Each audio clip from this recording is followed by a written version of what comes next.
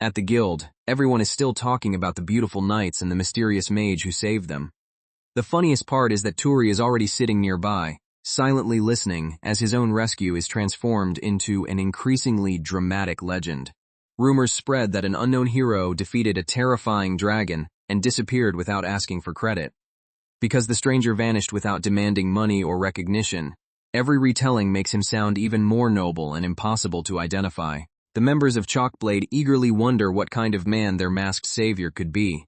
Their curiosity is personal rather than casual, since each woman knows she would have died if the hooded man had arrived only seconds later. Standing right beside them, Touri Higashiyama quietly enjoys the fact that nobody recognizes him. Touri carefully hides his satisfaction, and the story shifts backward to explain how an unremarkable man became the hero everyone is searching for. Not long ago, Touri was an ordinary 25-year-old massage therapist with little confidence in himself. He spent years helping customers through his work, yet his quiet personality and lack of confidence left him feeling as though his own life had never truly begun. After dying while saving a child, he wakes in a strange place before a mysterious goddess. Atrafansuras reveals the instinct that will define his second life. When a child is in danger, he moves before considering what the sacrifice may cost him. The goddess offers him a new life and allows him to choose extraordinary abilities for his reincarnation. Instead of sending him away immediately, she gives him unusual freedom to select powers that can shape both his survival and the kind of person he wants to become. Touri accepts the offer, hoping that his second life will finally become something worth remembering. For Touri, the offer is more than an escape from death. It is a chance to live boldly enough that he will not regret wasting another lifetime. Because he challenged fate to save someone else, the goddess grants him several unusually powerful gifts. The goddess treats his selfless interference with fate as worthy of special compensation, allowing his new abilities to exceed what an ordinary reincarnated person would receive. With his new abilities decided, Touri is reborn alone in an unfamiliar fantasy world. The excitement quickly becomes uncertainty when he opens his eyes with no guide, no map, and no idea where the nearest human settlement might be.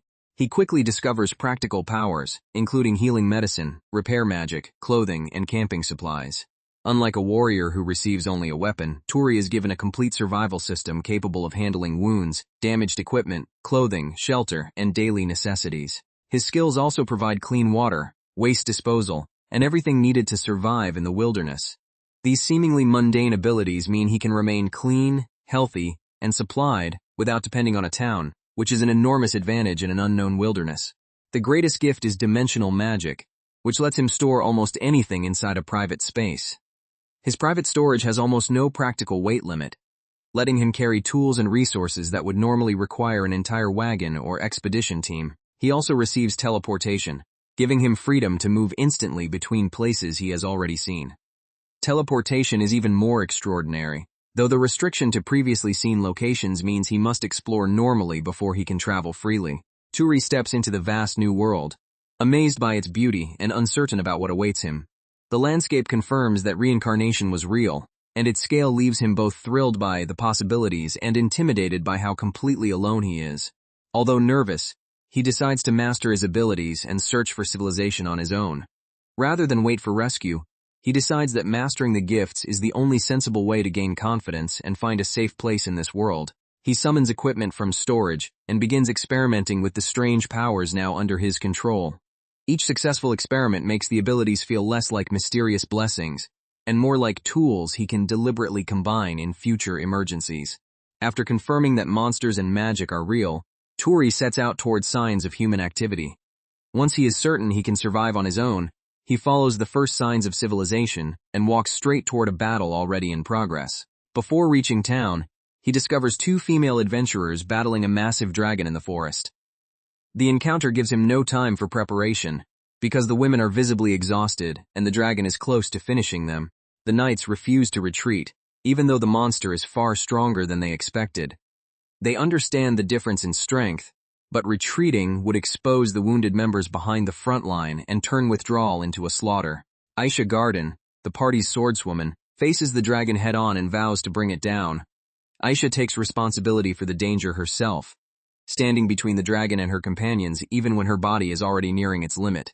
Her blade lands cleanly, but the dragon's scales absorb most of the damage. The failed strike immediately demonstrates why the monster is so terrifying. Technique alone cannot penetrate scales that function like natural armor. Aisha continues attacking despite her injuries, determined to protect the companions behind her. Every additional attack costs Aisha more strength, yet she keeps the dragon focused on herself so the others are not targeted. The enraged dragon counters with overwhelming force and sends the exhausted knight crashing away. The counterattack proves that courage cannot erase exhaustion, and the impact leaves her with almost no chance to defend against the next blow. With Aisha wounded and the party cornered, their chances of surviving rapidly disappear.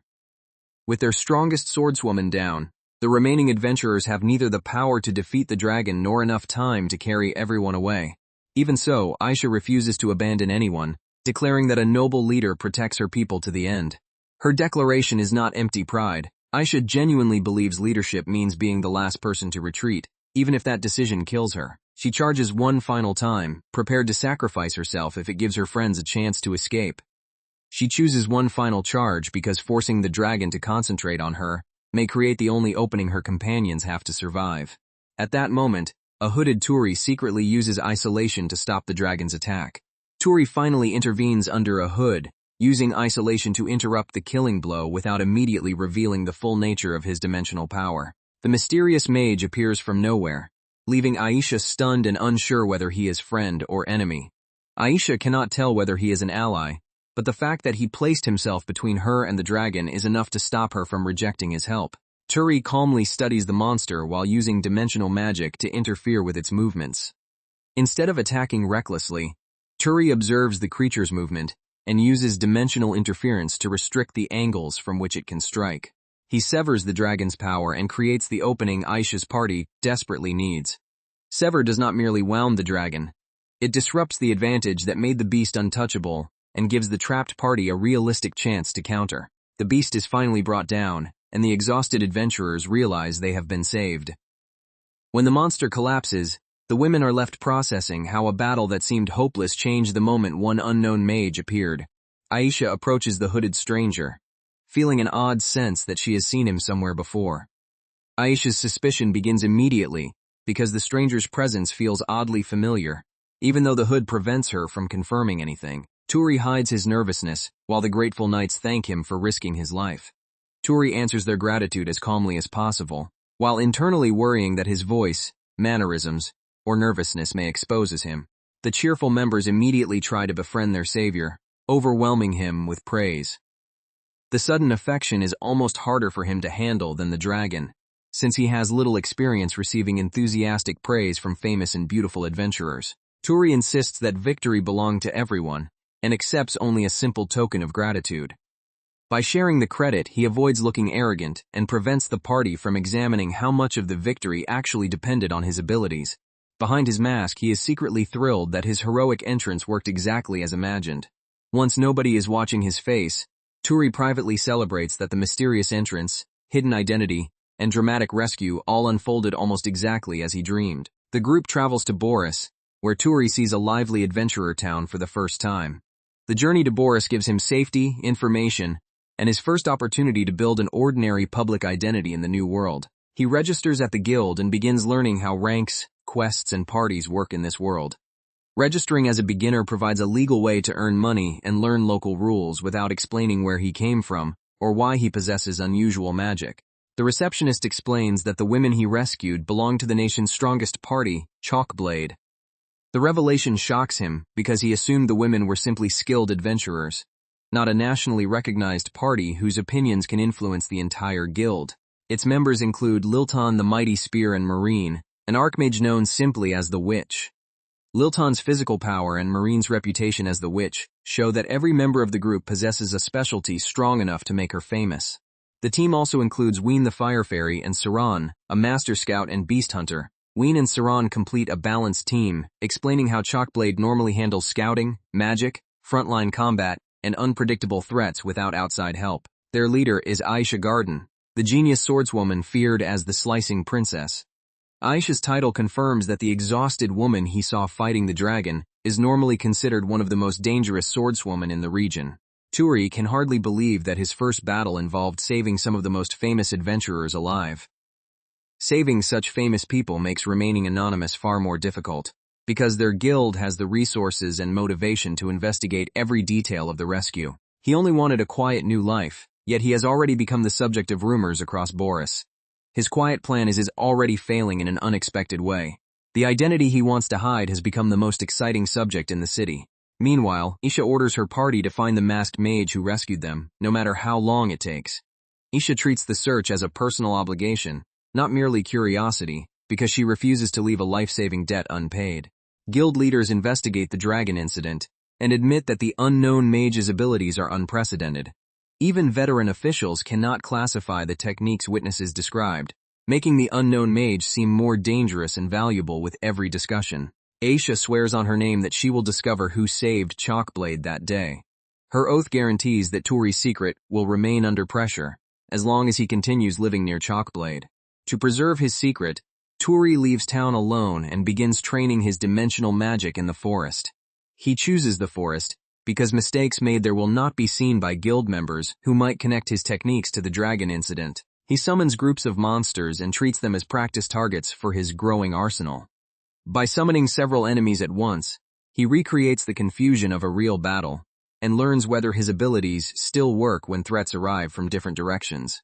Touri deploys barriers and traps with increasing speed, testing how many enemies he can control at once. The training focuses on control rather than spectacle, forcing him to place defenses and traps quickly enough that no target can break through the formation. By opening several dimensional gates together, he attacks from multiple directions without exposing himself. Multiple gates allow him to create impossible attack angles, turning one stationary mage into the equivalent of several fighters surrounding the same enemy. A single command severs every trapped monster, proving how deadly his magic has become. The clean result confirms that Sever can end a fight instantly once every target has been positioned inside the range he controls. Rather than depend on talent alone, Touri promises to practice until every technique becomes reliable. Touri understands that an overpowered gift is useless if panic or inexperience prevents him from activating it when someone actually needs protection. Back in Boris, he turns in another completed quest while carrying the defeated monster himself. Carrying the defeated creature into the guild gives clear proof that he completed the request, but it also draws more attention than a cautious rookie should want. The guild receptionist confirms his reward and notes how quickly the supposed rookie is progressing. The staff begins recognizing a pattern. Touri accepts ordinary beginner work, then returns with results that suggest someone far more experienced. Other adventurers invite Touri to join them, but he politely rejects every permanent party offer. He avoids permanent groups because traveling alone gives him freedom to test hidden abilities without inventing explanations for every unusual success. A young fighter jokes that a 25-year-old beginner should stop acting like an old man. The joke about his age reinforces the nickname of Old Rookie, a label that sounds harmless enough to conceal how dangerous he truly is. Touri explains that he is still learning the world, though his accidental displays of strength keep attracting attention. His modest explanation never fully matches the evidence, and the gap between his words and achievements makes other adventurers increasingly curious. The receptionist warns him not to accept reckless jobs, even if he appears capable of handling them. The receptionist's concern is reasonable, since rapid promotion often encourages inexperienced adventurer to accept a mission where one mistake can kill an entire party. Near the guild, Touri notices Marine, the quiet witch from Chalkblade, wandering through the market alone. Seeing Marine without Chalkblade reveals a quieter side of the famous witch and gives Touri a chance to speak with her as an ordinary person. While shopping for camping gear, he realizes she is also searching the city for the masked savior. The knowledge that she is searching for his masked identity makes every casual question dangerous, so he must appear friendly without revealing recognition. Marine identifies herself as a wizard, while Touri carefully pretends they have never met before. Marine has no reason to suspect that the mild rookie in front of her is the same man who used unfamiliar magic against the dragon. The two exchange names, and Touri becomes Marine's first ordinary acquaintance outside Chalkblade. Because he neither fears her title nor expects special treatment, Touri becomes the first person outside her party with whom she can attempt a normal friendship. Marine immediately drags Touri toward a snack shop and calmly asks him to buy nearly everything displayed. Her immediate interest in sweets replaces the intimidating image of the witch with the far more manageable problem of paying for an enormous amount of food. As they shop, Touri notices that she avoids speaking about herself and keeps her emotions tightly guarded. Touri realizes that Marine's silence is not coldness alone. She has little practice explaining herself to people who may judge every unusual response. Marine happily devours the food, and even makes Touri sample more sweets than he can handle. Sharing the snacks lowers the distance between them, even though Touri quickly learns that matching Marine's appetite is a battle he cannot win. She thanks him in her blunt way before stopping to examine several unusual magical tools. Her straightforward gratitude is brief but sincere, and the magical tools give them a safer subject through which to continue talking. Marine demonstrates how magic can make everyday chores easier, inspiring Touri to study it more seriously. The demonstration teaches Touri that magic is not limited to battle, and can improve the same ordinary tasks his practical skills already support. She teaches him to channel mana into a testing crystal, so they can identify his elemental affinity. The crystal test gives Marine a measurable way to understand his potential, although neither of them expects the reaction to be abnormal. The crystal reacts with abnormal intensity, and Marine realizes Touri possesses far more mana than expected.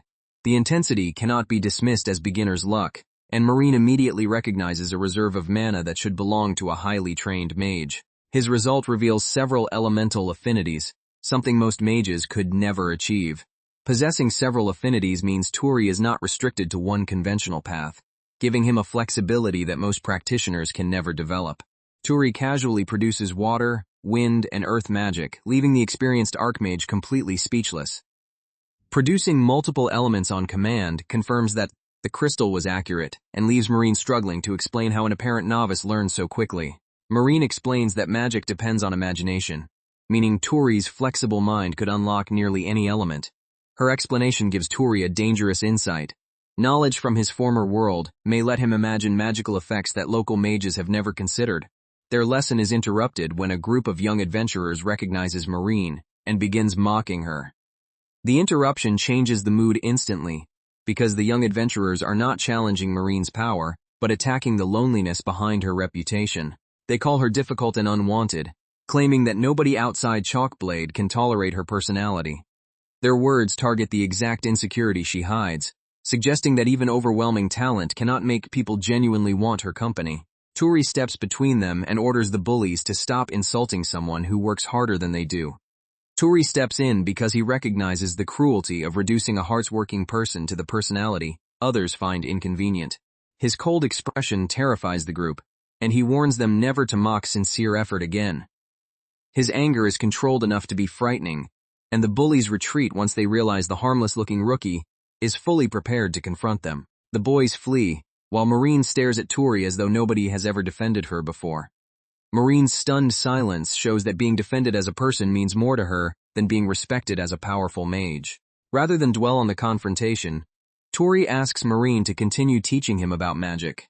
By returning to the lesson instead of demanding gratitude, Touri makes it clear that his defense was natural, rather than an attempt to impress her. Marine admits she is almost jealous of his natural talent, though Touri refuses to see himself as special. Her jealousy is professional as well as personal, since years of discipline are being challenged by someone who has only begun understanding mana.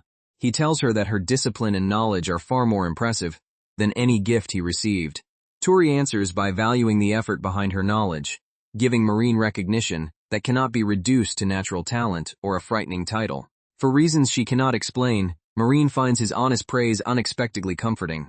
The praise reaches her because it is specific and honest, making it difficult to dismiss as politeness or fear. The pair continue through town, awkwardly trying to learn more about one another without revealing too much. Their conversation remains awkward, yet every small answer gives each of them a clearer picture of the person hidden behind the public reputation. When Marine grows tired, Touri quietly lets her rest beside him instead of teasing her. Allowing her to rest without comment creates a quiet intimacy that neither could have achieved through another formal discussion about magic. He still worries that she may eventually connect him to the mysterious mage Chalkblade is hunting. The friendship makes his disguise harder to protect, because Marine now spends enough time near him to notice repeated habits and familiar reactions. Before that can happen, the two notice suspicious adventurers causing trouble near the quest board. The trouble near the board provides a convenient distraction, while the available request offers a reason for them to continue spending time together. They choose a monster investigation together, officially beginning their first mission as partners. Choosing the same investigation means they must trust one another outside the safety of town, where mistakes cannot be hidden behind casual conversation. At the guild counter, Marine and Touri register as a temporary party, despite both pretending it means little. The temporary registration makes their partnership official in the guild records, even if both of them continue pretending it carries no emotional meaning. Marine spends more time thinking about travel snacks than the danger waiting outside town. Marine's focus on food keeps the journey light, but it also shows how completely she trusts Touri to worry about the practical danger. Other adventurers recognize her as the Witch of Chalkblade and question why she is working with a rookie. The public reaction reveals the unusual nature of their partnership, since a famous archimage has little apparent reason to accompany an unknown beginner. Touri and Marine agree to travel together for the mission, even though neither is skilled at social conversation. Their shared lack of social skill creates uncomfortable silence, yet neither suggests separating or finding another companion. Marine quietly remembers that she is still a young woman sharing a journey with a man she barely knows. The realization makes Marine self-conscious about details she ignored at the guild, including the privacy and vulnerability of traveling with a man overnight. They arrive at a remote inn, where an energetic child welcomes them with surprising enthusiasm. The child's welcome immediately makes the remote inn feel more personal, giving Touri someone innocent to protect before the mission even begins. The child's intimidating grandfather runs the inn and immediately begins judging Touri's character. The grandfather evaluates Touri less as a customer than as a possible influence on his family, which explains the intensity behind his first impression. Convinced that Touri may be interested in his family, the muscular innkeeper challenges him without warning. The challenge is based on a misunderstanding, but Touri must respond carefully because humiliating the owner could ruin their lodging and upset the child. The peaceful-looking inn turns out to be noisy, chaotic, and far stranger than Touri expected. What appeared to be a quiet stop becomes a lively household full of arguments, work, and personalities strong enough to overwhelm the visiting adventurers. Touri earns the owner's respect by helping with chores instead of behaving like a pampered adventurer. Helping without complaint proves that Touri respects ordinary labor, earning more trust than any boast about his completed quests could have achieved. After a long day of work, he realizes that this simple routine is exactly the peaceful life he wanted.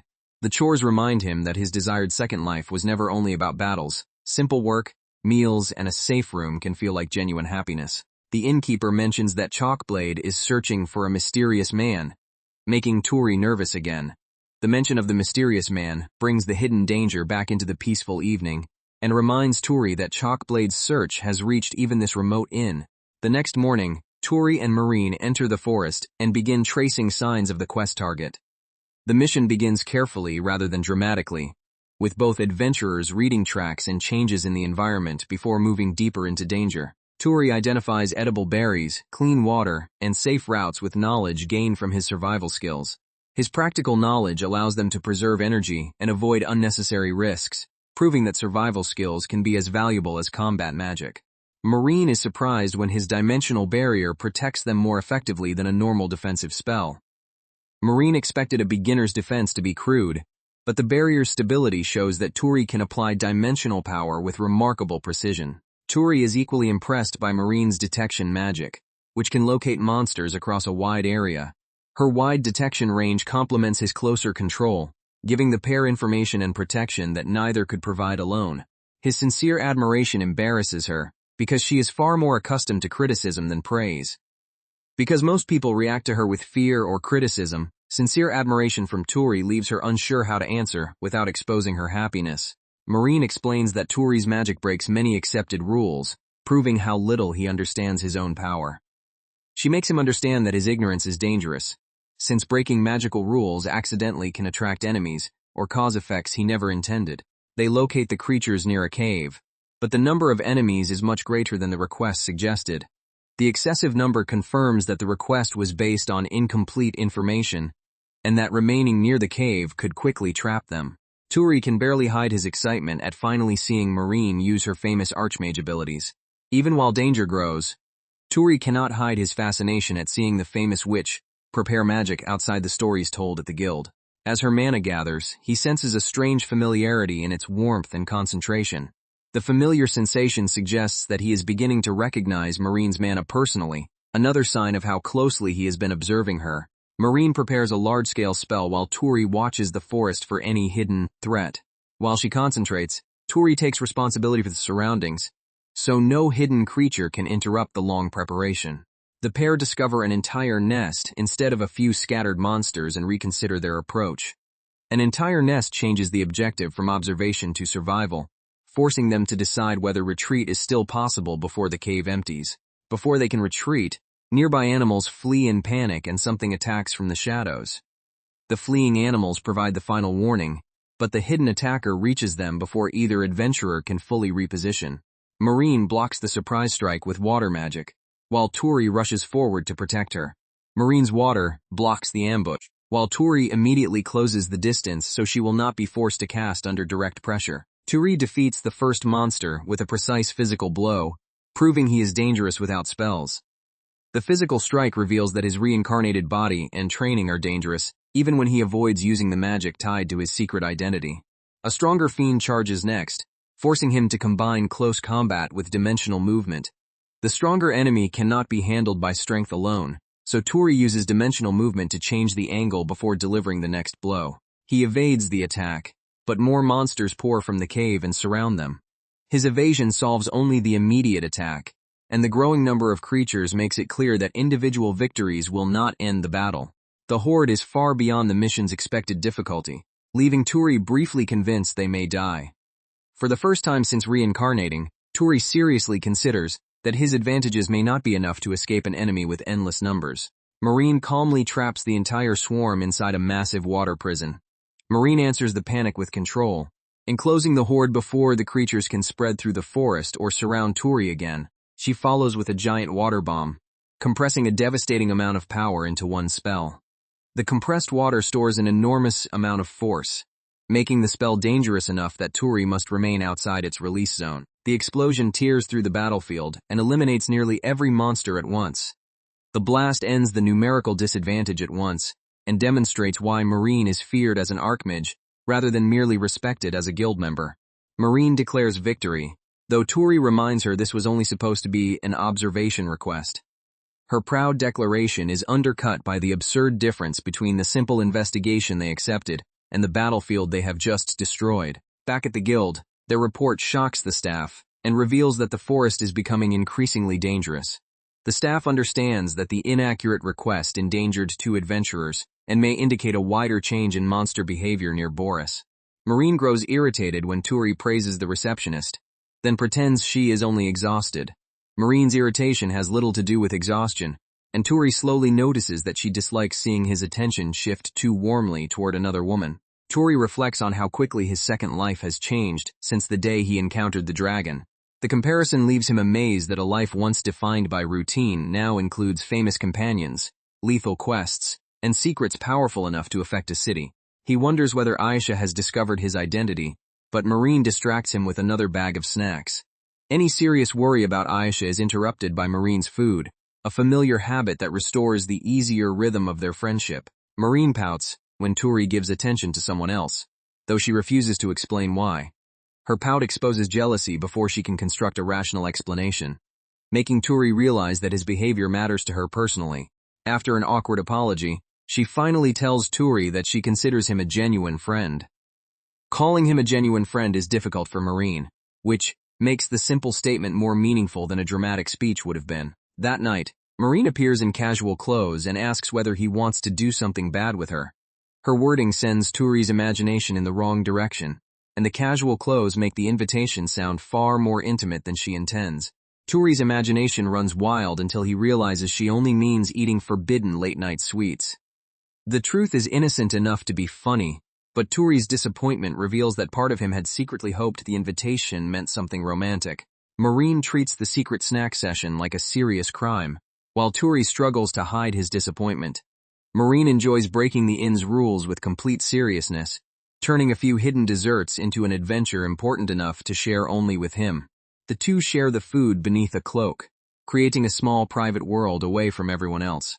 The cloak creates privacy in a crowded place, allowing them to relax together without the roles of rookie and famous witch following them. Marine admits she wants to spend more time with Touri and offers him half of her favorite dessert. Offering half of her favorite dessert is a genuine sacrifice for Marine, and a quiet way of saying that Touri now belongs inside her private world. She even asks him to feed her, turning the harmless snack into an unexpectedly intimate moment. The request to be fed crosses an emotional line neither of them acknowledges, leaving Touri aware of how close their faces and feelings have become. Their peace ends when Ween the Fire Fairy arrives and accuses Touri of manipulating Marine. Ween reads the scene immediately and responds as a protective teammate, suspicious that the inexperienced Marine may be taken advantage of.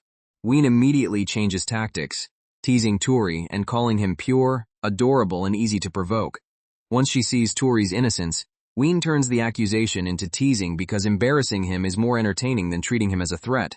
Marine becomes visibly jealous, while Touri desperately tries to finish the sweets and escape the argument. Marine's jealousy becomes obvious through her attempts to pull attention back, while Touri focuses on escaping before the situation grows even more suggestive. Still frustrated that rumors keep ruining his secret hero fantasy, Touri decides he must improve himself and find another chance to stand out. The repeated contrast between his imagined coolness and real awkwardness convinces him that strength and presentation both require deliberate improvement. A confident veteran recognizes him as Boris's famous old rookie and challenges him on the spot.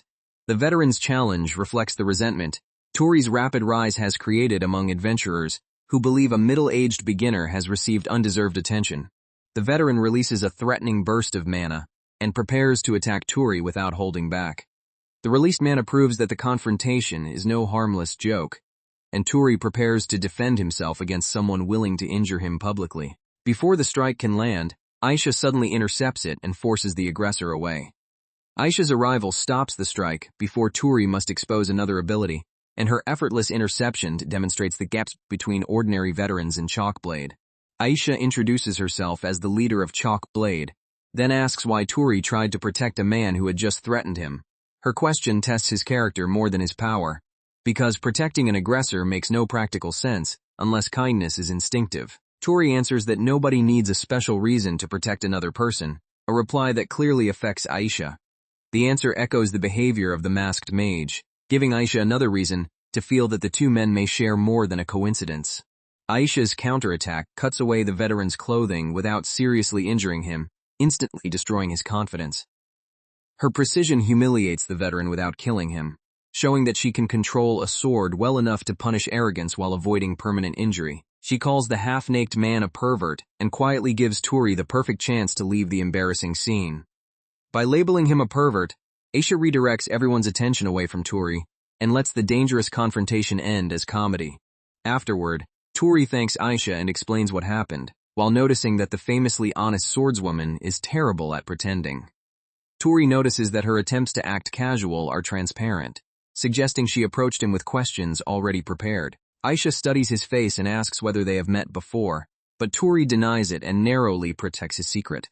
The direct examination nearly breaks his composure, but denying the meeting remains possible because Aisha never saw the masked man's face clearly. As they separate, Touri is thrilled by Aisha's strength, but worries that Chalkblade's investigation is closing in on him. Admiration and fear mix together.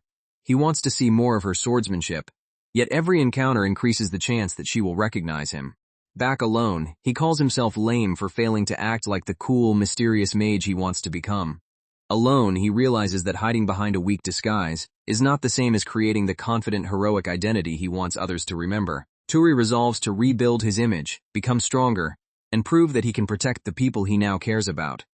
The resolution is no longer purely childish, because growing stronger now means increasing the chance that Marine, Aisha, and the inn's family survive future danger. At the guild, he learns that promotion to 3-star requires completing a dangerous group quest instead of working alone. The condition removes his preferred independence and guarantees that his next promotion will be judged through cooperation rather than solo results. Touri asks to participate and is assigned to a large mixed party under experienced leadership. Joining voluntarily shows that Touri is willing to risk closer observation in exchange for experience and the chance to help address the forest's growing danger. To his shock, Chalkblade is also involved, placing him beside the very women searching for his secret identity. Chalkblade's presence creates the worst possible audience for his hidden techniques, especially because several members already consider him suspicious. Aisha welcomes him into the formation, while Touri wonders how long he can keep deceiving her. Aisha's warm welcome increases his guilt, since maintaining the disguise now requires deceiving someone who has repeatedly treated him with trust. A rude adventurer mocks the rookie and the women, only to be silenced before his confidence lasts long. The insult is less dangerous than the reaction it provokes, because mocking both the rookie and Chalkblade ensures that several powerful adventurers are now watching him. The expedition leader explains that stronger monsters have appeared, and every capable fighter is needed. The mission is no ceremonial promotion test. The guild has gathered strength because ordinary parties can no longer control the monsters appearing in the region. Elsewhere, a sinister man watches Chalkblade and imagines taking advantage of the coming chaos. The hidden observer reveals that the instability may be useful to someone, turning natural danger into an opportunity for human manipulation. The party gathers supplies, introduces its members, and prepares to leave Boris together. The preparations establish roles and responsibilities before the march, reducing the chance that strangers will interfere with one another once combat begins. A large force marches toward the forest, giving Touri his first experience inside a real adventuring company. Moving inside a large formation teaches Touri how information, guards, scouts, and supply management function when dozens of lives must travel together. Aisha organizes the formation and tells Touri to follow orders while supporting anyone in danger. Aisha places him in a supporting role where his practical abilities are useful, but his most suspicious powers can remain hidden unless an emergency develops. The scouts outline the route, warning that unusual monster movement has made the entire region unstable. The route warning confirms that the nest Touri and Marine destroyed was not an isolated event, and every mile forward may bring stronger resistance. As they travel, Chalkblade's members quietly observe Touri and debate whether he is truly an ordinary rookie. The party's quiet debate proves that Touri's harmless public image is already failing among people experienced enough to notice contradictions. Marine defends him in her blunt way, though Touri's strange answers only make the others more curious. Marine's defense is sincere but draws additional attention because her willingness to trust someone outside Chalkblade is itself unusual. During lunch, Touri uses his skills to help the group, earning praise for abilities unrelated to fighting. Food, storage, repair, and organization make Touri valuable before any sword is drawn, changing how the veterans judge the supposed beginner. Lilton enthusiastically grabs him and demands to know how someone so quiet became so useful. Lilton's physical enthusiasm overfills his personal space, but her interest also shows that usefulness has earned him acceptance inside the famous party. The mighty spearswoman openly flirts with Touri, leaving him unable to escape her overwhelming affection. Her direct flirting leaves Touri unable to respond with the calm maturity he wants to display, especially under the eyes of the other women. Marine orders Liltan to stop stealing her friend and becomes annoyed when everyone notices her jealousy. Marine's attempt to claim him as her friend exposes jealousy so clearly that the rest of Chalkblade can no longer pretend not to notice. Aisha questions Touri about his magic, but he carefully describes only the harmless parts of his abilities. He describes the safe, practical functions while carefully excluding isolation, sever, and the dimensional combat methods linked to the masked mage. The veterans review their strategy and decide to test everyone's strength before entering the dangerous zone. The strength test is presented as preparation, but it also gives Aisha an official reason to examine Touri without accusing him of deception. Aisha chooses Touri as her sparring partner, hoping to judge what kind of man is traveling beside them. Selecting Touri personally allows Aisha to judge his reflexes, restraint, and decision-making under pressure rather than relying on rumors. The surrounding adventurers gather to watch as the famous slicing princess prepares to face the old rookie.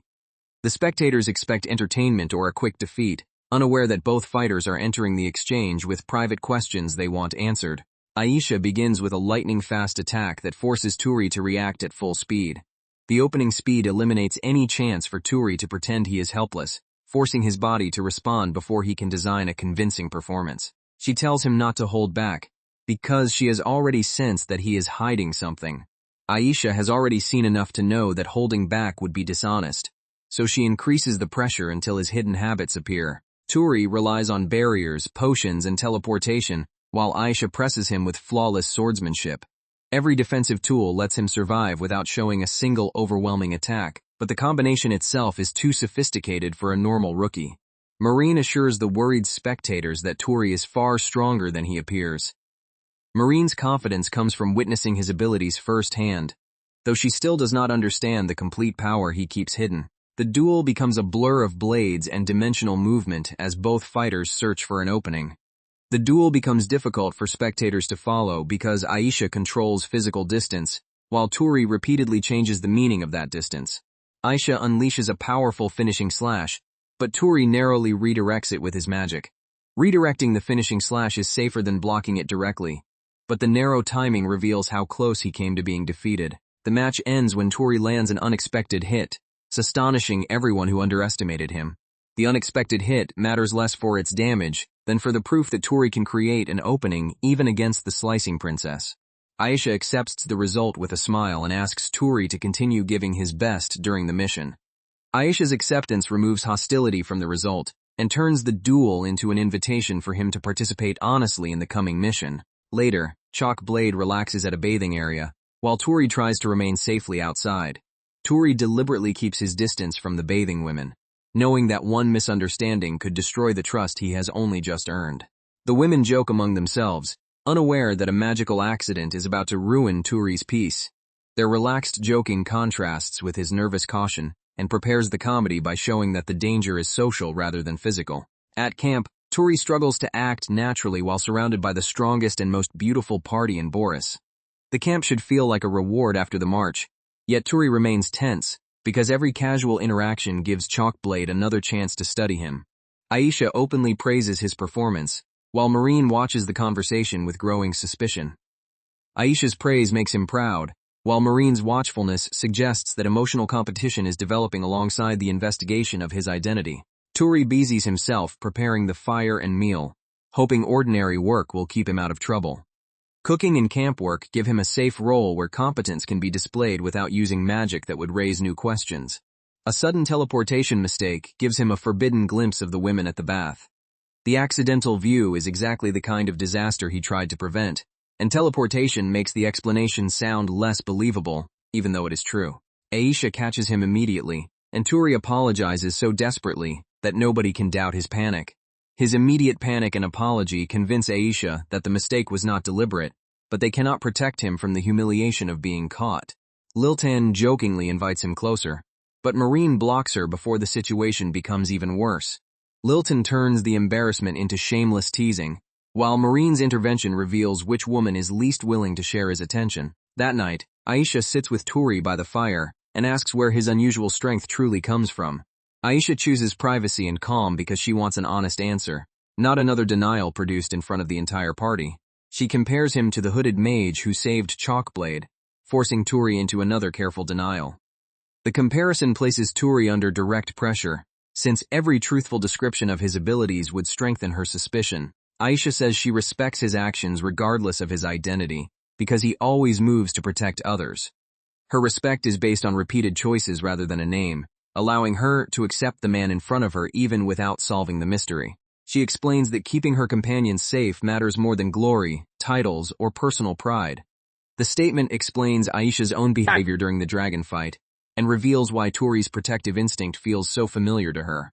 Marine joins them, and Touri thanks both women for trusting him, despite all the things he cannot explain. Marine's arrival turns the conversation into a moment of mutual trust, though Touri can only thank them instead of revealing the secret they deserve to know. Aisha ends the conversation with a smile, promising that tomorrow's danger will require everyone together. Aisha ends without demanding proof, preserving the relationship, and reminding everyone that the expedition's true danger still lies ahead. At dawn, Touri stores the camp inside his dimensional space, and surprises the Parspartai with his convenience. The effortless storage surprises the company because an entire camp normally requires time, labor, and transport to dismantle. His detection magic suddenly reveals monsters gathering around the expedition from every direction. The detection result transforms the quiet morning into an emergency, with no single direction available for a safe retreat. The group is attacked by a massive swarm, and Touri immediately deploys barriers around the weaker adventurers. His first priority is not attacking but protecting the members least able to survive the initial charge, preventing panic from breaking the formation. Using cloaking, he slips away from the formation so he can fight without revealing every ability. Cloaking gives him freedom to use stronger techniques away from witnesses, though disappearing during a crisis creates its own risk of suspicion. Touri intercepts the first beasts, and moves between them faster than their attacks can follow. Speed and positioning allow him to intercept the first wave before it reaches the center, buying the expedition time to organize. He cuts through the charging monsters, combining physical strength with invisible dimensional angles. The invisible angles make his physical attacks difficult to read, letting him strike from directions the monsters cannot defend simultaneously. When a larger beast lunges, Touri catches it and hurls it away before it reaches the party. Catching the larger beast demonstrates raw strength, but throwing it away rather than killing it nearby protects the people behind him from the impact. For one glorious moment, he privately celebrates how unbelievably cool his secret battle looks. The private celebration shows that even during a lethal emergency, Touri remains emotionally invested in making his hidden hero performance look impressive. The monsters keep coming, and Touri begins suspecting that someone deliberately drove them toward the expedition. The unnatural persistence supports his suspicion that the creatures were gathered or driven here, rather than following normal territorial behavior. Chalkblade forms a defensive line and prepares to erase the remaining horde. Once Chalkblade takes position, the scattered defense becomes an organized line capable of protecting the wounded while concentrating force on the horde. Lilton leads the charge, turning the chaotic battlefield into a coordinated counterattack. Lilton's charge gives the others a clear point around which to coordinate, replacing confusion with momentum. Marine and Ween unleash enormous water and fire spells across the advancing monsters. The combined elements cover a wide area and prevent the swarm from exploiting gaps between individual fighters. A concentrated fire cannon tears through another cluster before it can reach the injured adventurers. The concentrated fire removes another dangerous cluster before it can break through to the adventurers already struggling to stand. With every member contributing, Chalkblade wipes out the horde in an astonishing display of teamwork. Their teamwork explains Chalkblade's reputation. Each member attacks at the exact moment another creates the necessary opening. The battle ends almost immediately, leaving Touri impressed by the party's reputation for overwhelming strength. Touri is impressed because the party ends a disaster through coordination, rather than relying on one member's overwhelming strength. Aisha questions whether he secretly helped, but Touri laughs and tells everyone to recover first. Aisha's question shows that she noticed the suspiciously low casualties, but Touri avoids the subject by placing everyone's recovery first. Aisha asks him to rely on Chalkblade more often instead of carrying every danger alone. Her request challenges his habit of taking responsibility alone, and invites him to trust the party with risks he normally hides. Her words make Touri remember each time she noticed the person hidden behind his ordinary appearance. The memories confirm that Aisha has repeatedly recognized his character, even when the disguise prevents her from proving his identity. That night, he enjoys the peaceful company while Aisha quietly continues studying him. The peaceful night feels increasingly precious, because Touri now understands how easily the expedition could have lost several people that morning. The expedition discovers abnormal monster remains and realizes the attack was not a natural migration. The remains provide physical evidence that the swarm was altered, directed, or gathered by something beyond ordinary migration. Survivors speak excitedly about another masked hero appearing during the battle to save them. The rumor is partly true, since Touri did fight unseen, but every retelling adds details that make his hidden persona sound almost supernatural. Touri listens to exaggerated stories about his own secret actions, and struggles not to react. Reacting too proudly would expose him, so he must listen to strangers' praise and distort his own work while pretending to be merely curious. He decides his current mask looks ridiculous, and promises to find something more heroic before the next crisis. His dissatisfaction is comedic, yet the decision also reflects a desire to separate the heroic identity more convincingly from his everyday appearance. After returning to Boris, Touri meets Lin, a worker who has recently joined the inn. Lin's arrival shows that life at the inn continues changing even while Touri is distracted by guild investigations and dangerous quests. Aisha thanks him again for the expedition, and their easy conversation becomes increasingly personal. Their conversation now carries familiarity rather than formal gratitude, making Aisha's interest feel increasingly personal. The guild summons Touri for a report, while Marine complains that he keeps disappearing without warning.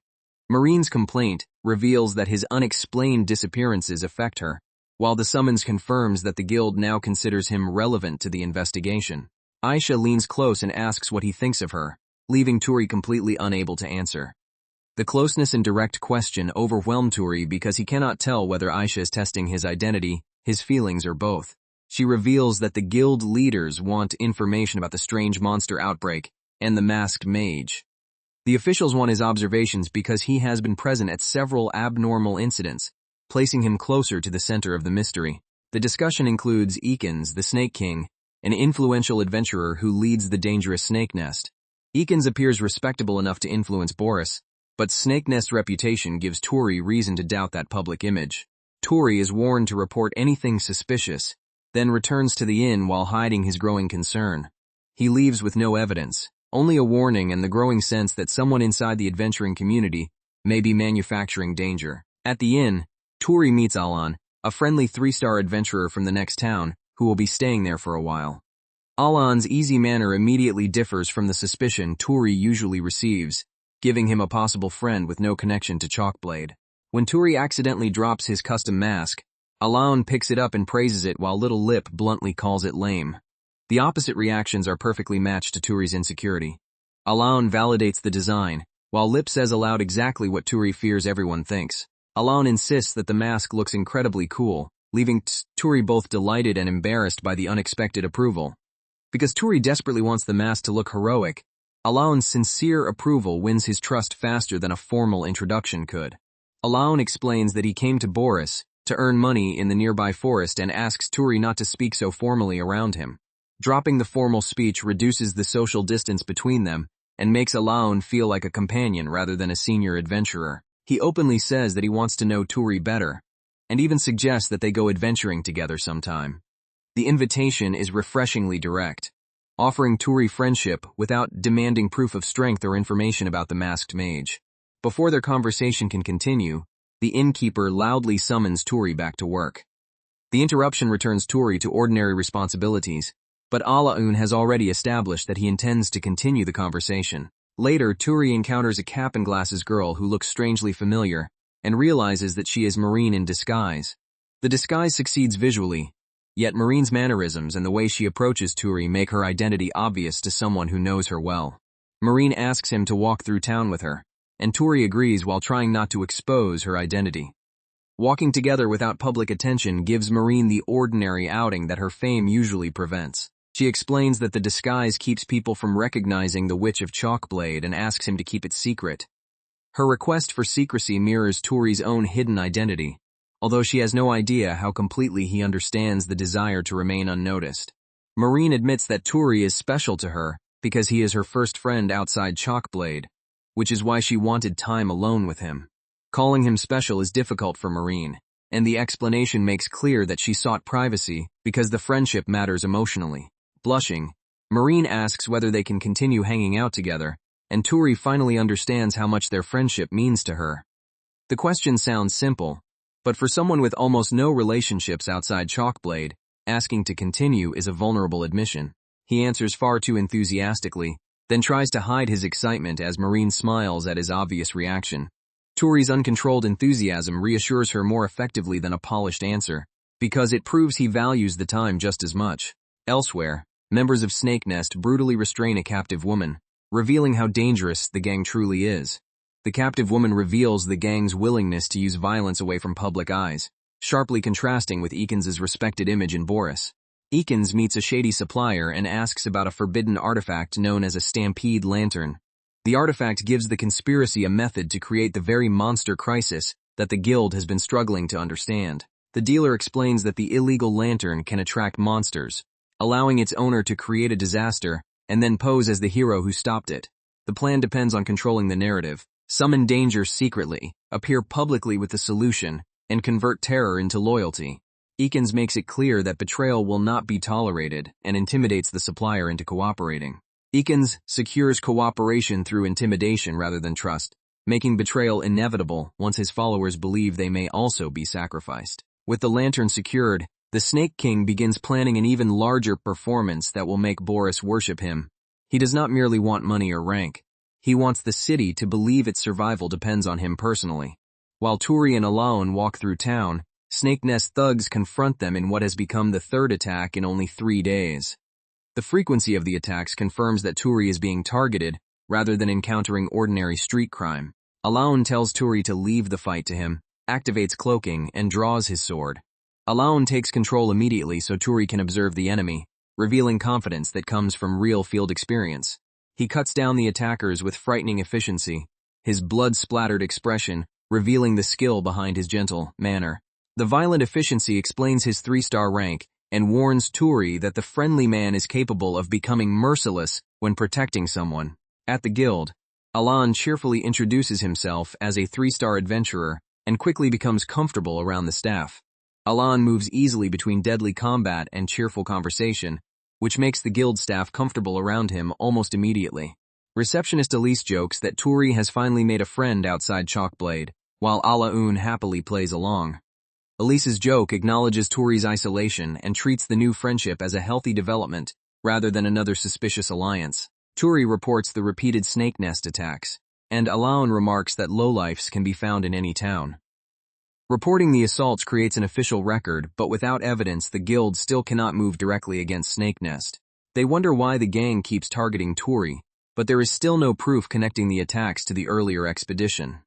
The missing motive makes the pattern more dangerous, since Touri cannot predict whether the gang wants revenge, information, recruitment, or his death. When Touri becomes awkward about his relationships, Alan mocks the conversation as middle school romance and tells him to take more interest in himself. Alan recognizes Touri's tendency to discuss everyone except himself and pushes him to acknowledge his own feelings instead of hiding behind politeness. Alan says he genuinely enjoys hearing Touri talk about himself, only for the innkeeper to interrupt with a request. The sincerity beneath the teasing makes Touri feel heard, but the innkeeper prevents the vulnerable conversation from becoming too uncomfortable. The innkeeper asks them to gather Hytalica flowers, which grow outside the city and were loved by Lip's late mother. The flowers are not a random ingredient. Bringing them home connects the living family to Lip's mother and gives the request emotional weight. Lip becomes excited at the thought of seeing the flowers and eagerly waits for them to bring some home. Lip's excitement turns the errand into a promise, ensuring that neither adventurer will treat it as an unimportant gathering job. Alaun promises to pick the prettiest flowers, teasing Touri with a smile that leaves him flustered. Alaun's playful confidence keeps the mood light while showing that he has already accepted responsibility for the child's happiness. Lip happily declares that she loves both Touri and Alaun, prompting the innkeeper to joke that he will not give away his daughter. Her innocent declaration creates comedy for the adults, but also confirms how quickly both men have become trusted figures in her life. After receiving the final instructions, Touri and Alaun set out together to complete the flower request. Leaving together gives Touri the ordinary companionship he lacked, with no need to conceal every thought behind the role of a lone rookie. On the road, Alaun teases Touri about Marine and Chalkblade, but also tells him not to rush his feelings or force himself to change. Alaun advises patience because Touri's relationships will become clearer through time and honest behavior, not forced decisions. When monsters ambush them, Alaun destroys the entire pack before Touri can intervene, proving why he holds a 3-star rank. The effortless victory prevents the monsters from interrupting the task, and reminds Touri that Alaun's relaxed personality should never be mistaken for weakness. Alaun proudly takes credit for the victory, and begins gathering Hytalica flowers that he knows will make Lip happy. Gathering the flowers after the battle preserves the purpose of the trip and gives them something beautiful to bring back despite the violence on the road.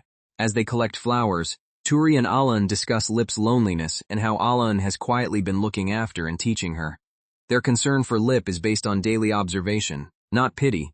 Both have seen how hard she works to remain cheerful after losing her mother. Alan says that whether life feels good or bad, Lip keeps studying and trying her best, and the two finish filling their basket. Alan respects her resilience, and finishing the basket becomes a small way to reward effort that children rarely receive recognition for. Their peaceful task ends when Arrow's men emerge from the trees and greet Touri as the old rookie. The sudden appearance of Arrow's men destroys the peaceful mood, and confirms that the repeated attacks were leading toward a prepared confrontation. A concealed attack comes from several directions, but Touri senses it in time and blocks the ambush. Touri's awareness prevents the first strike from deciding the fight, but the coordinated angles reveal that these attackers are more dangerous than the street thugs. He places himself beside Alaun and prepares to fight, refusing to let the attackers surround them. Standing beside Alaun prevents separation and makes it harder for the enemy to isolate either fighter through numbers. The criminals reveal that they have seized Lip as a hostage, instantly pushing Touri's anger past its limit. The hostage changes every calculation, since attacking too quickly could cause Lip to be injured before either man reaches her. Alaun's calm expression turns murderous as he warns them not to hurt the child, while Touri asks him to trust the rescue plan. Alaon's anger is obvious, but trusting Touri's plan keeps him from making the reckless charge the criminals expect. The two respond in perfect coordination, and Alaon is impressed by how calmly Touri reacts under pressure. Their coordination proves the friendship has already developed into battlefield trust, with neither man needing a long explanation. Touri admits that he trusted Alaon completely, briefly catching the older adventurer off guard before the battle continues. The admission affects Alaon because Touri rarely states trust so directly, especially during a moment when betrayal would be fatal. The enemy commander introduces himself as Arrow, the Silver Snake and second-in-command of Snake Nest. Arrow's rank inside Snake Nest confirms that the gang considers Touri important enough to require one of its most capable fighters. Arrow says he came personally to test the unusual rookie, who has become a problem for the gang. Calling the confrontation a test allows Arrow to disguise murderous intent as curiosity, but the prepared hostage exposes the lie. Touri demands to know what Snake Nest wants, and refuses to accept Arrow's friendly act at face value. Touri refuses the friendly tone because every previous encounter shows that Snake Nest uses conversation only to create another advantage. When Arrow asks why he hesitated to attack, Touri angrily admits that he had hoped they might become friends. His answer is painfully sincere.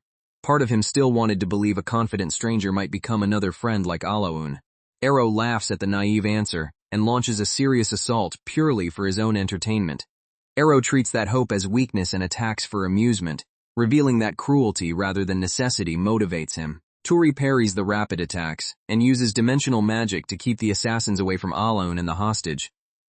Touri's defense protects two priorities at once, keeping Arrow occupied while preventing the surrounding assassins from closing on Alaon and Lip. Arrow reveals that the entire ambush was prepared in advance, but Touri refuses to let the plan intimidate him.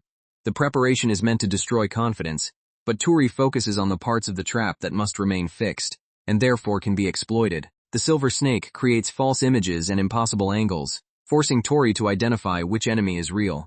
The false images make distance unreliable, forcing him to identify movement, intent, and physical consequences rather than trust what his eyes show. Touri sees through the illusion, tracks the true attack, and begins turning Arrow's tricks against him. Once he locates the real body, the illusion becomes a disadvantage because Arrow continues assuming Touri is deceived. When Lip cries for help, Touri's restraint finally disappears and he orders the criminals to release her. Lip's cry removes the last possibility of negotiation and turns Touri's controlled anger into a direct warning. The hostage-takers mock his concern, believing that the child has made the supposedly powerful rookie helpless. The criminals mistake emotional attachment for helplessness, failing to understand that protecting someone gives Touri greater focus rather than less. Arrow explains that despair is the easiest way to control people, and says he intends to deliver Lip to Eakins.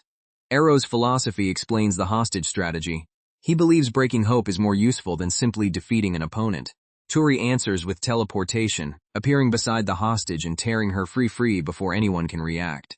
Teleportation bypasses every guard and distance at once, solving the hostage problem before the criminals can react or change their grip. A violent blast follows, but Touri reassures Lip that she and Alaon are now safely beyond the enemy's reach. His reassurance is immediate because Lip needs to understand that the danger has moved away from her before the next explosion begins. With the hostage secured, he unleashes a devastating counterattack that blows apart the assassin's formation. With the child removed, Touri can finally attack without dividing his power between rescue and retaliation. Arrow realizes that Touri is far more dangerous than expected, as isolation begins sealing the battlefield. Arrow realizes too late that isolation controls the entire space, making escape routes and deceptive angles meaningless. Touri coldly decides that men this cruel cannot be allowed to escape and prepares to erase every route out. Touri's decision is colder than anger alone. He intends to prevent the gang from harming another person even if that means ending every route of retreat. Arrow attempts another hidden trick, but Touri immediately sees through it and refuses to let him regain control. The hidden trick fails because Touri is now watching for manipulation rather than responding to Arrow's visible attacks. Isolation turns the encounter into a completely one-sided fight, trapping every member of Snake Nest inside Touri's range.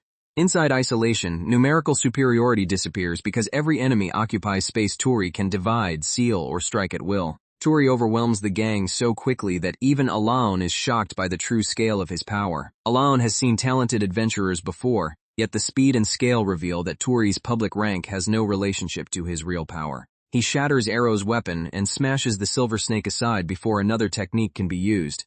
Destroying the weapon ends Arrow's technical options and reduces the feared silver snake to a man who can no longer control the fight. Still furious over Lip's kidnapping, Touri threatens the defeated criminal so brutally that everyone around him falls silent. The threat shocks even allies because Touri's gentle personality has vanished under the fury of seeing a child used as leverage. After the fight, Alone remarks on how badly the gang misjudged Touri, while Arrow realizes the hostage was rescued from an impossible distance. Alone understands the gang's fatal mistake, while Arrow begins realizing that the rescue depended on a power beyond conventional movement. The ruined forest shows the scale of his power as Touri waits for the next threat to appear. The destruction around them becomes a warning to anyone approaching, but Touri senses that the conspiracy has not yet reached its true leader. That threat arrives in the form of Ikens, the furious leader of Snake Nest. Ikens' arrival confirms that Arrow was only one layer of the plan and that the respected Snake King is personally invested in Touri's removal. The Snake King steps close and promises to kill Touri for destroying his carefully prepared plan. The promise of death comes from wounded ambition as much as revenge, because Touri has destroyed the carefully controlled performance Ikens intended to stage. Back in Boris, Marine grows restless because Touri has not returned, and Aisha notices her fear. Marine's restlessness shows how unusual Touri's absence has become. She now measures safety partly by whether she knows he has returned. Aisha tells Marine that worrying is natural when someone important has gone into danger. Aisha normalizes the fear instead of teasing it, giving Marine permission to admit that Touri matters deeply. She says Touri has become more than an acquaintance to Chalkblade, almost part of their family. Calling him family reflects how often he has protected, supported, and shared ordinary time with the party, despite never officially joining it. Although Aisha still seeks the masked hero, she admits Touri himself matters regardless of that mystery. Aisha separates the two identities emotionally, making clear that solving the mystery is less important than preserving the relationship with Touri himself. Marine accepts her words and rushes away, determined to find Touri before it is too late. Marine stops waiting once she understands that concern without action will not help him, and she heads toward the danger personally. In the forest, Ikens formally identifies himself as the Snake King and confronts Touri. The formal introduction removes the last uncertainty and connects the respected public figure directly to Snake Nest's criminal operations. He boasts that Boris sees him as a hero, even though his reputation was built through manipulation. His boast reveals that admiration in Boris was manufactured through staged rescues and carefully controlled information. Ikens displays the stamped lantern and reveals that he plans to manufacture a crisis only he can solve. The lantern turns the entire scheme into a deliberate false flag disaster, with innocent citizens intended to become evidence of Ikens' supposed heroism. Touri calls the scheme selfish, but Ekens believes fear will make the entire city worship him. Their disagreement defines the conflict clearly. Touri protects people even when nobody knows, while Ekens endangers them so everyone will watch. Ikens attacks with an enormous weapon, forcing Touri to defend with isolation and dimensional barriers. The enormous weapon is meant to overwhelm him immediately, but isolation lets Touri absorb and redirect force, without meeting it through strength alone. Touri blocks the blow and counters from an angle the Snake King cannot understand. The counter comes from an angle Ikens cannot defend because dimensional control makes normal assumptions about direction unreliable. Ikens is shocked by magic that seems to ignore the laws of distance and direction. For the first time, the Snake King faces a power that cannot be understood through rank, weapon reach, or conventional magical training. He taunts Touri about defeating Snake Nest, then prepares to use his followers as part of the battle. The taunt is a distraction while Ikens positions his own followers as resources, proving that he never intended to protect the organization beneath him. Alain condemns Ekens for sacrificing his own followers, while Touri makes it clear that the Snake King's excuses are finished. Alain's condemnation exposes the difference between leadership and ownership, while Touri refuses to let another speech excuse deliberate sacrifice. Lip and the others appear nearby, and Arrow's men reveal how little loyalty they truly feel toward their leader. The followers' weak loyalty becomes visible once danger reaches them personally, showing that fear held Snake Nest together more than respect. Ikens suddenly smiles, explaining that their presence gives him exactly what he needs. Their arrival does not alarm Ikens, because he has designed Connect to become stronger whenever more bodies enter its range. His expression turns monstrous as he activates the lantern and begins drawing power from those around him. Activating the lantern removes the heroic mask completely, revealing a man willing to consume allies in front of witnesses, if it preserves his plan. A spell called Connect links Ikens to his subordinates and the monsters hidden throughout the forest. Connect transforms separate lives into a single forced network, allowing Ikens to draw strength from people and monsters who never consented to the bond. He drains their strength without hesitation, treating allies and enemies alike as disposable fuel. He drains everyone indiscriminately, proving that loyalty, innocence, and previous service carry no value once power can be extracted from them. The stolen energy makes Ikens stronger, while the victims collapse under the forced connection. The increase in his strength is directly paid for by collapsing victims, making every improvement visible as another act of exploitation. He can even redirect attacks through the network, turning every opponent's power into a counterattack. Redirecting attacks through the network makes ordinary retaliation dangerous, because striking Ikens may transfer the damage or energy into someone else. Touri realizes how many people have been sacrificed, and decides the connection must be destroyed immediately. Touri realizes that overpowering the Snake King would only harm more connected victims, so destroying the structure must come before defeating the man. Using Sever, he cuts the magical links one after another and frees the trapped victims. Sever targets the magical relationships rather than the bodies, releasing each victim without requiring Touri to understand every individual connection. Ikens screams in rage as the power he stole vanishes from his body. The rage comes from losing control rather than concern for the injured, confirming that Ikens viewed the network only as stolen property. Touri admits he may look like an old rookie, but he understands enough to ruin the Snake King's weapon. Touri uses the old rookie insult against him, reminding Ikens that experience and appearance never guaranteed understanding of unfamiliar magic. Alaun strikes the Stampede Lantern, but the forbidden artifact resists the blow and releases unstable energy around him. Alaun attacks the artifact directly because the lantern remains the one object capable of continuing the disaster after Ikens loses Connect. A red beam erupts across the forest, proving the device is far more dangerous than expected. The beam proves the lantern has become unstable, and the energy escaping it is large enough to affect the forest far beyond the immediate battlefield. The lantern's power drains Alaun and leaves him visibly weakened, forcing Touri to race to his side. Touri abandons the attack to help Alaun, since saving a weakened ally remains more important than exploiting a temporary opening against Ikens. The lantern rises into the air and summons every monster within its enormous range. Once airborne, the artifact becomes independent of its owner and broadcasts a command powerful enough to reach every monster in the surrounding region. Beasts throughout the forest turn toward the light, forming a stampede aimed directly at Boris. Predators that would normally fight one another now move in the same direction, creating a horde whose size increases with every part of the forest it crosses. Ikens laughs and explains that the city will soon be overwhelmed by the monsters he gathered. Ikens still treats the coming destruction as proof of his greatness, unable to accept that the crisis has already escaped his ability to control it. Marine sees the distant beam and realizes Boris is facing destruction on a scale it has never survived before. Marine understands the meaning of the beam from a distance and knows the city cannot prepare for such numbers through normal guild procedure. The stamped lantern attracts monsters and drives them into a frenzy, leaving Touri surrounded on all sides. The frenzy traps Touri inside the forest at the exact moment Boris needs him, forcing him to solve the local battle before racing home. Ikens begs to be rescued from the very beasts he summoned, but Touri has no sympathy left for him. Ikens asking for rescue reveals complete hypocrisy, since he expects compassion from the same people he intended to sacrifice. Touri severs the final connection and warns the Snake King that he will answer for every victim. Cutting the last connection prevents him from using another person as a shield and leaves him responsible for the consequences of his own body. Ikens attacks one last time and is immediately smashed aside for his stupidity. The final attack is desperate rather than strategic, and Touri ends it before Ikens can create another delay. Even his own followers abandon him, admitting they never trusted a man willing to sacrifice everyone. His followers abandon him because the activation of Connect proved that none of them would ever be safe under his command. Touri leaves Ikens restrained and prepares to stop the stampede before it reaches town. Restraint is enough once the leader is powerless. Killing him would waste time that Boris no longer has. He reassures Lip with a smile, promising that she will return swiftly. The promise calms Lip after the hostage ordeal, and assures her that the adults are still in control despite the monsters moving nearby. With hundreds of monsters already moving, Touri knows he must reach Boris faster than any normal traveler. The distance that once required hours of travel must now be crossed in moments, making teleportation the only ability fast enough to matter.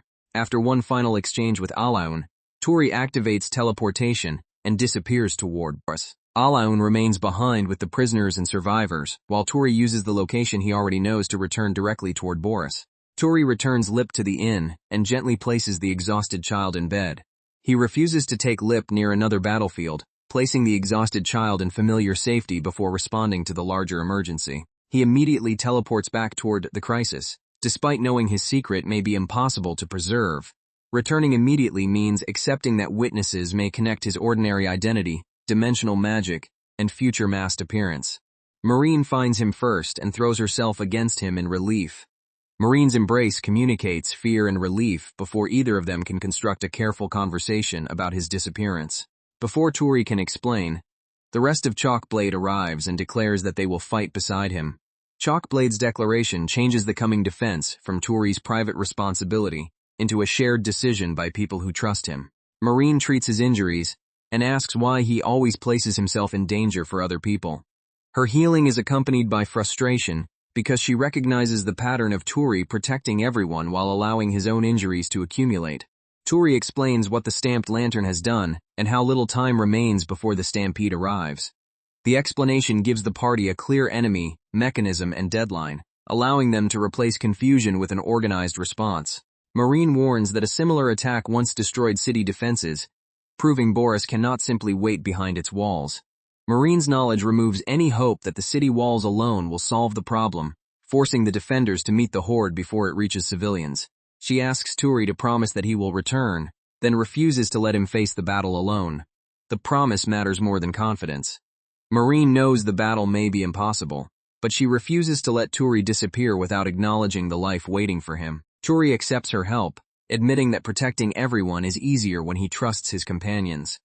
Accepting assistance marks real growth, since Touri began the story believing self-reliance was the safest way to protect both his secret and other people. As Marine gathers her courage, unexpected reinforcements suddenly arrive from the city. The reinforcements demonstrate that his relationships have already created a network stronger than the forced connections Ikans used for power. The innkeeper joins the defense and scolds Touri for trying to handle every problem alone. The innkeeper's scolding comes from concern and experience, challenging Touri's belief that protecting others requires excluding them from the decision. Marine heals Touri's wounds, while the old man reveals that he was once a capable adventurer himself. His former adventuring history explains the confidence behind his presence, and reveals that the ordinary inn has always been protected by someone capable. Touri asks him to remain safe, but the innkeeper insists that protecting Lip and Boris is his responsibility too. The refusal is personal. Lip and Boris are his home, so remaining safe while outsiders fight would violate the responsibility he expects from Touri. The legendary swordsman Zebras, known as the Power Sword, arrives to command the front line. Zebras gives the scattered defenders a commander whose reputation can stabilize morale before the horde reaches striking distance. Seeing the endless monster horde, Zebras admits that even his strength may not be enough without help. His honesty prevents false confidence, making everyone understand that cooperation and unconventional power will be necessary to survive. Marine uses cleansing and recovery magic, surprising the veterans with another of her specialties. Marine's recovery magic broadens her role beyond destruction and ensures that exhausted veterans can remain useful during a prolonged defense. Then an enormous earth dragon rises above the horde and turns its attention toward the defenders. The earth dragon changes the scale of the battle, since ordinary formations can slow the horde, but cannot ignore a creature capable of crushing the front line alone. Touri sees the monster as the perfect opportunity to fight openly while still hiding behind his mask. The mask offers a solution to both problems. Touri can release more power publicly while preserving enough separation from his daily identity. The Earth Dragon towers over the battlefield, making every other monster look insignificant. Its size immediately establishes the central threat, drawing attention away from the smaller monsters that already strain the defenders. Zebras prepares to confront it, only to realize another terrifying enemy has joined the stampede. Zebras is prepared to lead from the front, but the second major threat forces him to divide limited strength across an impossible battlefield. Touri dons his hooded disguise, rises above the battlefield, and begins the heroic performance he always imagined. Touri embraces the theatrical role because confidence can strengthen morale. even if the exaggerated entrance also satisfies his personal fantasy. With a dramatic command, he uses Sever to slice through the dragon's defenses. Sever targets the dragon's defensive advantage first, proving that even massive natural armor can be treated as something dimensional magic can divide. The attack tears apart monsters around it and leaves the watching adventurers stunned. The surrounding monsters are destroyed by the same attack, giving the frontline breathing room and convincing witnesses that the newcomer may truly change the battle. Touri privately celebrates how much his mysterious persona is receiving. His internal celebration is almost childish, but it reflects how completely he has transformed from the man who believed he had never accomplished anything memorable. He delivers an exaggerated heroic speech, and the exhausted defenders immediately begin cheering. The speech gives exhausted adventurers a symbol around which to rally, turning surprise into renewed willingness to fight. Marine criticizes his ridiculous style, though she clearly recognizes the person behind the mask. Marine's criticism confirms that she recognizes his personality beneath the hood, yet she protects the secret instead of exposing him. Touri asks whether she will stand on his side, and Marine quietly agrees. The question is both tactical and personal, asking Marine to trust the masked identity, even though Touri still cannot explain everything openly. She gives him a recovery potion, and tells the others that the masked mage is not their enemy. Her public support prevents the defenders from attacking him as an unknown threat, and gives Touri the recovery needed for the dragon's next assault. Zebras demands the hero's name, forcing Touri to invent something impressive under pressure. The demand catches him unprepared because creating a convincing heroic name is suddenly more difficult than defeating monsters in front of an audience. Before he can finish, the Earth Dragon interrupts with a devastating breath attack. The breath attack interrupts the comedy and reminds everyone that the dragon can kill the entire formation if even one defense arrives late. Marine traps the blast with Water Prison, giving Touri the opening he needs. Water Prison contains the blast long enough to prevent it from reaching the soldiers, though the strain shows that Marine cannot hold such power indefinitely.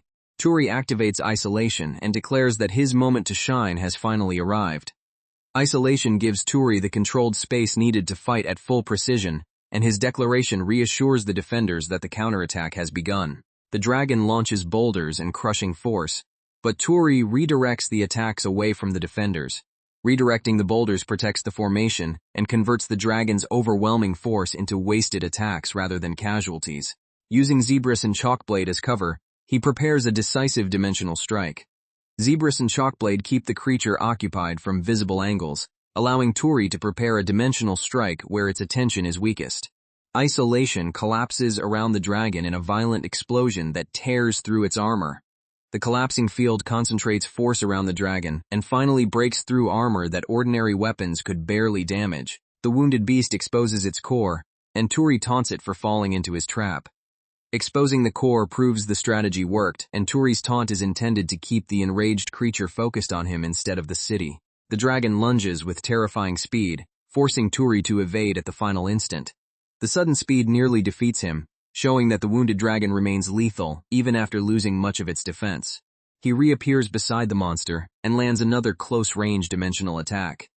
Teleportation converts the narrow escape into a counterattack, placing Touri beside the exposed weakness before the monster can turn. Marine watches in silence as the mysterious mage finally overwhelms the Earth Dragon. Marine watches the hidden rookie complete the victory she has gradually begun to suspect he was capable of all along. The defenders erupt in celebration, praising the hero who saved Boris from destruction. The celebration releases the fear held throughout the stampede, and the masked mage immediately becomes the public hero Eakins tried to manufacture through cruelty. Touri walks from the collapsing monster while maintaining his dramatic masked persona. Maintaining the persona until the creature fully collapses preserves the mystery, and gives the survivors one final heroic image to remember. A final red threat briefly appears, but the remaining fighters eliminate it before it can restart the battle. The remaining threat is handled collectively, proving that the defenders no longer depend on a single person once the greatest enemy falls. As the defeated dragon falls behind him, Touri smiles beneath the hood, satisfied that everyone saw him as an incredible hero. Touri's satisfaction combines genuine relief with personal pride. Boris is safe, his friends survived, and the secret hero finally received the spectacular ending he imagined.